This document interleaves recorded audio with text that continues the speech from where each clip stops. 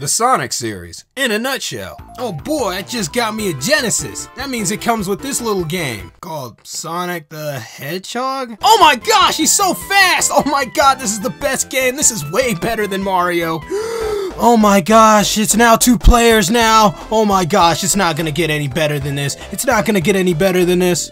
Oh my gosh, it got better. You can save now, and you can lock it onto this other game. Oh my gosh, there's no way they could top this. There's no way they could top all these games. Oh my gosh, there's so many of them. Oh my gosh, there's one for the Sega CD, but I don't own that. But that game must be so awesome. It could play real music. Oh, it's different in Japan. Whatever, this one is better. Sega and Sonic is so cool. They're so cool. There's no way they can get any better. There's no way they could get any better. No, seriously, guys, you guys need to get better. That's not Sonic, that's Knights.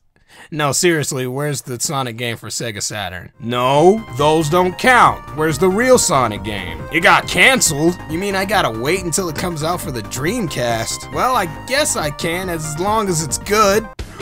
Oh my gosh, but it's here! Oh god, this game is awesome! Oh, but you know, the setting and the characters don't really look the same, but who cares? This game is so fast and it's just so different. Now there's a black hedgehog? Well, I guess it's okay if the games are getting darker, because you know, this is the big climax, because Sega's about to shut down. Oh, but they're gonna make games on the Nintendo now! Now I can play my Childs on my Game Boy! These games kind of play like the classic ones. I like that. I wonder if they're gonna come out with any more console games. Oh my god, it's Sonic! He's back on everything now! But why do the games feel so underwhelming now? At least the 2D handheld ones are still fun, and not all dark like all these damn console games are. Oh, but you're gonna reboot the whole series? Oh my gosh, this is gonna be so awesome! This is gonna be so awesome! This is... What is this shit? Is this even done? To hell being out on the anniversary! I'll celebrate when you come out with a good game, Sega! Oh god. Oh god. Oh god. Will they stop trying to change the setting and just make a better game? Well, at least half this game is good. That means it's going in the right direction. Yes. Yes. Yes. Yes! No, no, wait, no, no, no, no, no, you're slipping, no, no, no!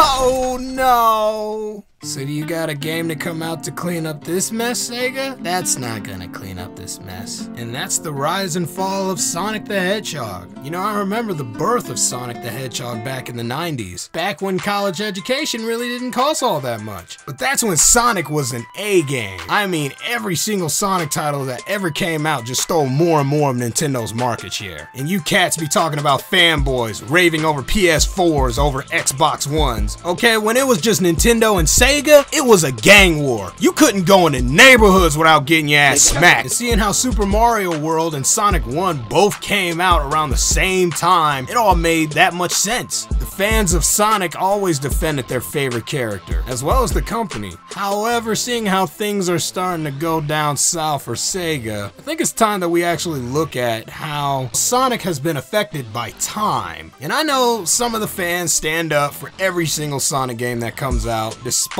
them being not the best games in the world, some of them even being the worst. And I actually happen to be one of those fans, because I love all of Sonic games. But recently I took my nostalgia glasses off and just looked back at the first Sonic game and just wanted to enjoy how it first played. Was it fun? No, it played like a sack of shit. The music and the presentation is still great. Actually playing the game actually feels sort of sluggish and slippery. Like you can't even land on the platforms properly without skishing off to the side. Yeah, I just made up that word, skishing. But the worst part is that this game is acclaimed for its speed. However, when I'm running as fast as I can, I end up hitting every single enemy or obstacle or end up dying by falling off the cliff just because I'm going fast. Isn't that what Sonic is about? Going fast? Fast to your death? And no, I'm not blind to the fact that this was a different time period where video games were meant to be played over and over again to get an understanding of how the levels are designed so you can play them better and better with each playthrough. But that doesn't excuse the controls and how fast the game runs, because you know, it runs so fast that sometimes you can end up going backwards all the way to the front of the stage, or slipping off the platforms because the physics aren't down right, or just flat out getting lost. Now maybe I just might be bad at the game because I couldn't beat the first 2 stages, or that bizarre special stage that I still don't understand to this day. And I know there's some fans out there that know this game like the back of their hand and can speed run this in like 10 seconds. However, when you think about it,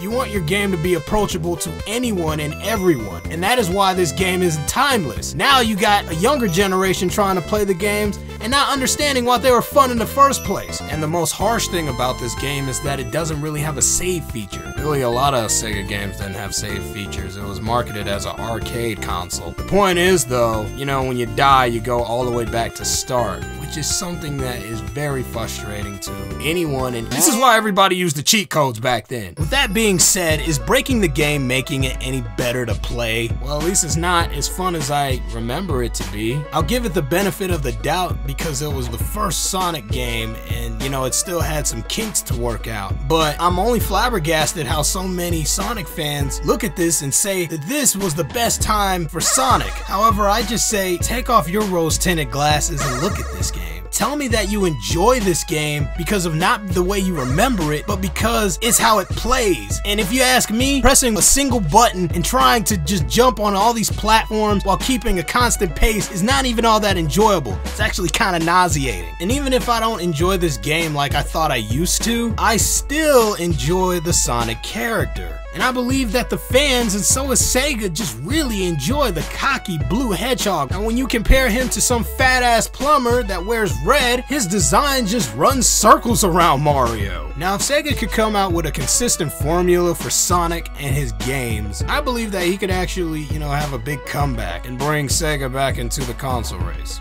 I can't say that with a straight face. I do believe that there is still hope for Sonic. And hopefully, next year is his 25th anniversary. Maybe we'll get another Sonic Generations. Well, maybe SA3. I'm just praying. But there is one thing that Sega has managed to do, and they've managed to do it consistently ever since the Genesis days of Sonic. All of the Sonic games all have kick-ass music. Now play that track!